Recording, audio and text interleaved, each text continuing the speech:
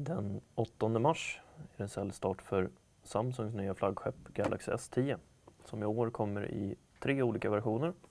Här har vi den vanliga Galaxy S10 och sen så har vi även en enklare modell S10e och en lite större modell S10 Plus. Och nu ska vi ta och titta vad som finns i lådan för en S10.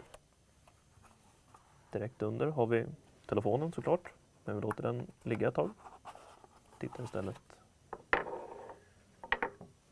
i den lilla lådan under locket som har pinnen för att peta ut simkort och snabbstartguide, alla andra papper som brukar medfölja. Under själva telefonen har vi alla tillbehören. Det ingår inte en trådlös laddare, även om S10 har stöd för trådlös laddning, men laddaren i sig är en snabbladdare. För att ladda telefonen betydligt fortare. Till laddaren har vi såklart laddsladden. USB-C. Som det är numera. Och apropå USB-C så har vi även en liten adapter från den till en vanlig USB-plugg om man vill plugga in ett USB-minne till exempel. Och såklart ingår även hörlurar. Samsung är en av de som fortfarande har kvar hörlurspluggen på sina telefoner och då är även hörlurarna fortfarande med en helt vanlig hörlursplugg. Och just hörlurarna är från AKG, vilket i sig är ett steg uppåt mot många av de hörlurar som brukar följa med telefonerna. Sen om vi då tittar lite närmare på telefonen så är de 2 allra synligaste nyheterna är dels baksidan med 3 kameror. Det har både S10 och S10 Plus. S10e har bara 2 stycken. Men det är 3 kameror för olika typer av vidvinkel, olika typer av bildkompositioner helt enkelt.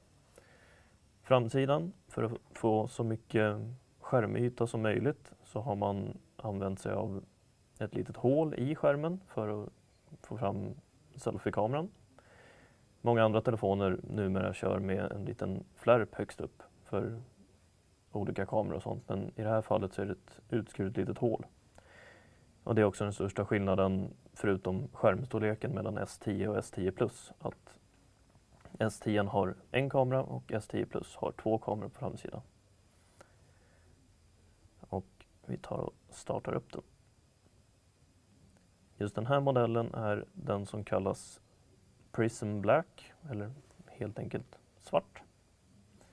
Sen kommer den även i en vit som ska skimra lite olika beroende på vilket ljus den är i.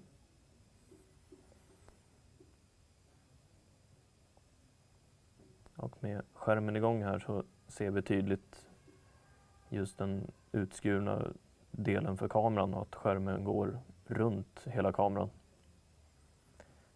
Men det var ett första intryck av vad som finns i kartongen till årets toppmodell från Samsung. Håll utkik på Price Runner testar så kommer du få läsa en längre recension av den inom kort. Och nu ska vi iväg och testa den helt enkelt.